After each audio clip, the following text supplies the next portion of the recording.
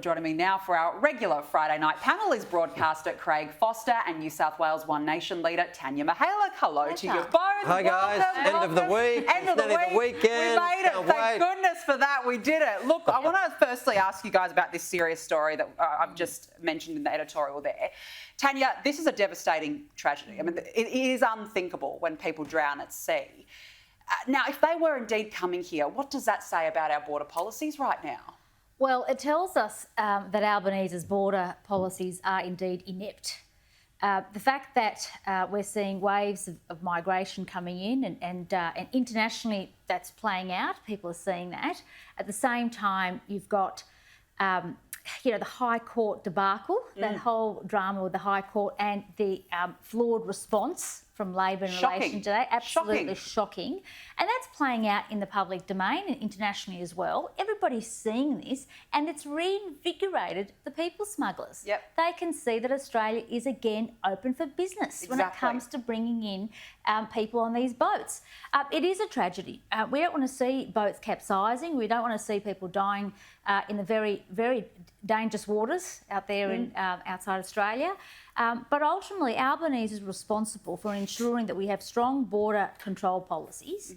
What he needs to do right now, we've already up to possibly 2 boats, okay? Yes. And what he needs to do is very quickly get his ministers out, his senior bureaucrats out, and straight to Indonesia and actually have a very real conversation and put the foot down to stop this right now. Well, who do you send? Andrew Giles? Well, maybe not Andrew Giles, but somebody's got to go. Somebody's got to go because that's how it was dealt with last time. The way it was dealt with last time, you've had past government administrations actually send their senior people over to Indonesia and have that discussion there to make sure that people smuggling stops. That it stops immediately. Right. And Craig, we know, as I said, there were 39 asylum seekers that arrived in WA earlier this year.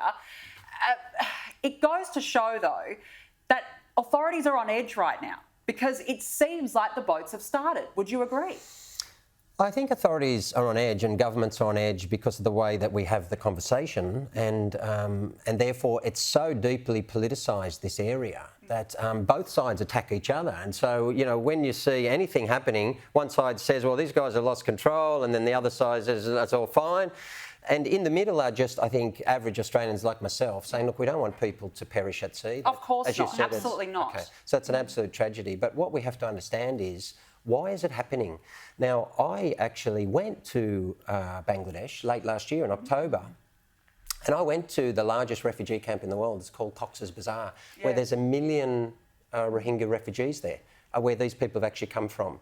And I would love you two to come with me and come and see it, because when you actually see the conditions, you understand why this is happening. So unless we focus on the conditions and help as a... But Craig, that's okay. Yes, they've got a problem there. I get it, right? But we've got our own cost of living crisis in Australia. We've got our own issues in Australia. Sure.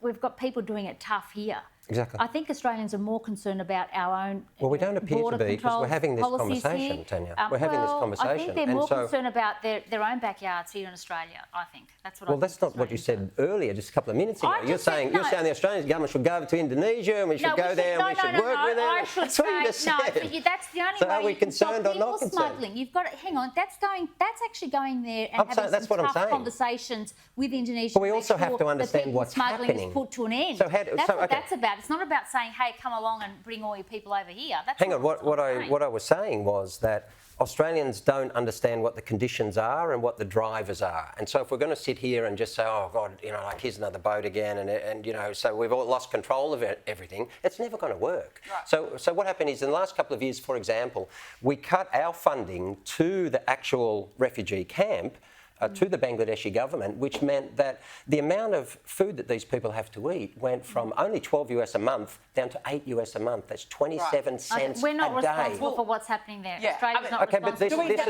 is why people do Australia's it. not responsible for what's happening there. Well, we are a major player. But aren't we an important, we talk about ourselves as a middle power, aren't we an important regional player in making sure that all of our countries regionally... people smugglers, do we not?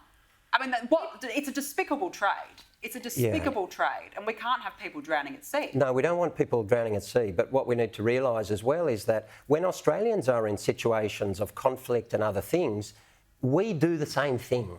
So it is a reality. Like I think I told you a couple of weeks ago, I know Australian women who got out of Afghanistan by having to pay people to get them out.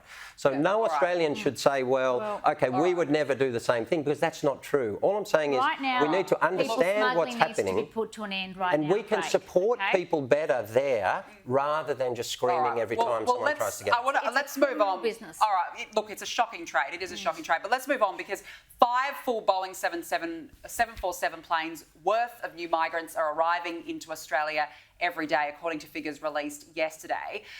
Tania, we discussed this last week, but now we've got these new figures that reveal that migration is up 60%. That's a phenomenal figure. Is it time to have a serious debate on policy in this country?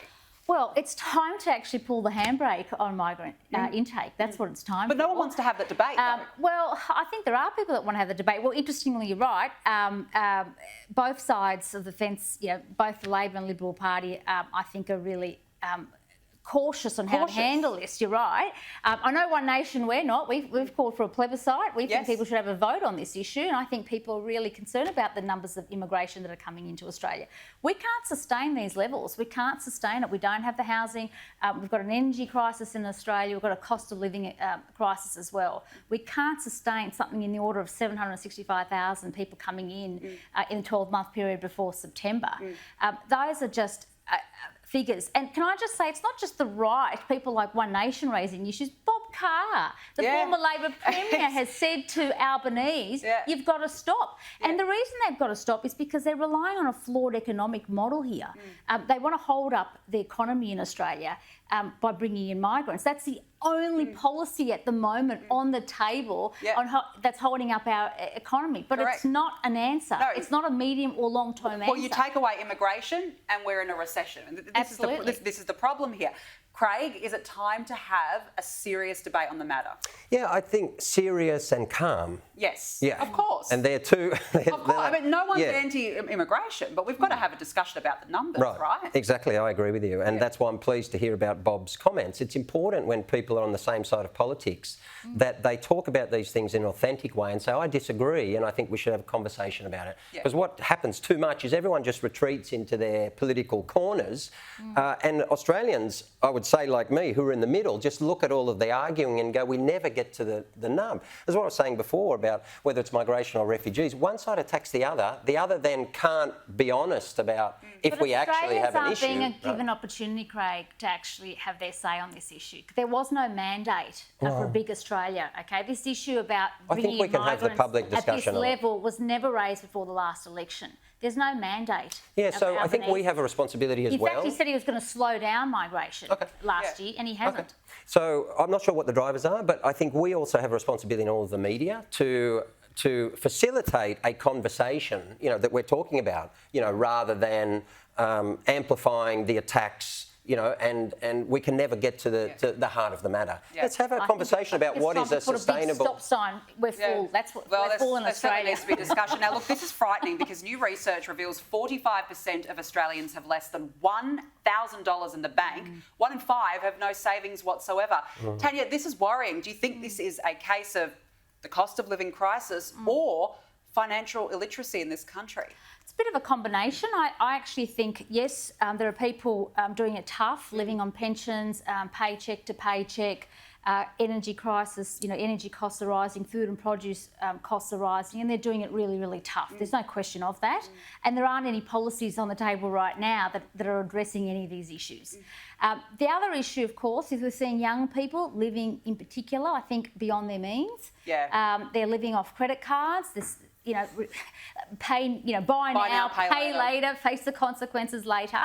And also, we've had a policy for the last 15 years. You've got to remember, post-global financial crisis, at the time, the then Labor government went out and told everyone to start spending. You might remember that was the way that we dealt with, at the time, Australia dealt with the global financial crisis to avoid a recession. We told people to go and spend. But no one's reversed that and told people to save. That discussion actually hasn't happened now for many, many years. People aren't being told to save for a rainy day. The way Craig and I would have grown up, you were told to save for a rainy day. I was an People awful don't saver. do that now. Well, I was a pretty good saver. What's the old saying? But that's the issue, right? Yeah. You've got to save for a rainy day, and You that have to. mentality isn't there anymore. Everybody's living off credit cards. I don't own a credit card. I don't know about you. Wow, I fascinating. Good on you. Yeah, It's probably a good And thing. I think I that's the own a way credit people need to thing. make a decision. Do Then you that's have the the right money? thing. Well, Otherwise, you don't made a good purchase point, because what was the old saying, Craig? You're meant to have, is it 3 months of emergency fund, 3 months of money in the bank account for an emergency? But obviously, it's just not happening in this day and age. Yeah, so what I was reading today was that, so my question is, if people don't have enough in savings and therefore they're right on that edge, does that mean that they're being paid enough or not? Okay. So we can talk about what they save, but actually what are they receiving, in their wages? And I was reading today about the last 20 years, about how it's taken 20 years, effectively, or 15, for what you call real wages to start to catch up to inflation. But what COVID did over those 3 years, it had a very significant setback. And so this is why you've had a wages have gone up reasonably quite well. Recently, we've had some They have. rises, No, and the they reason have. that we've had rises is because people are now having to fight for a rise in their wages because they were so out of kilter. And so, again, it has to be part of the During COVID, conversation. the government actually So we gave can't- people more money to spend as well, Craig. So that's Yeah, the so we issue. can't say that people can't save or are financially literate when you've got, obviously we've had this whole gig economy, we've had, the casualisation of labour. All of those things has to be part of the conversation. Of course. A broader conversation, absolutely, but still frightening that people. It's savings absolutely over horrible. this, Yeah, it could be from horrible. emergency. Now, look, we've got to talk about this because it's almost Easter, yet British supermarket Iceland has decided to remove the cross out of hot cross bun. Would you believe it? Instead, replacing it with a tick. I mean, what more do the left want from us? It'll never end. This is such an anti, Christian agenda out there, and it's really, really tiring. The funny thing is, hot cross buns might have some sort of connection, historically with Easter, but it's not holy bread. Okay, I'm going to say this to all the atheists: you're not going to find it in a church anytime soon. It's not holy bread, and the idea that we've got to now, remove the cross, replace it with a tick. I mean, what a joke! Nike buns, hot tick buns. I mean, what about the old rhyme? Hey, hot cross buns, hot whatever cross happened to buns, that? 1 a penny, 2 a penny. Yes. I mean, Hot tick buns. hot tick buns doesn't sound the same, does it, Craig? It doesn't sound the does not same. Yeah. work. Come on, you've got to admit it's I must admit, it is not quite as catchy. I admit that 100%. I didn't see any kind of reasoning as to what's behind. I mean, perhaps they're not selling. I don't know. But the thing is, they're selling. I think it is ridiculous. I can't see the point of it. Do you like a hot cross bun? I don't eat them actually. Oh, you're good. You're good. But I like, if that is a love 'em. religious symbol for people, I like the fact that all of our religions have the right to do these things, and if you don't want to eat the cross bun, don't eat the cross bun. Correct. It's that easy. It's simple. Don't eat them if you don't eat 'em. want You don't to. want them, that's right. Precisely. Craig Foster, Okay. Tania Mihailuk, have All right. a lovely Okay. weekend. And look, we'll do it all again All next right. week. Thank you so much for joining us.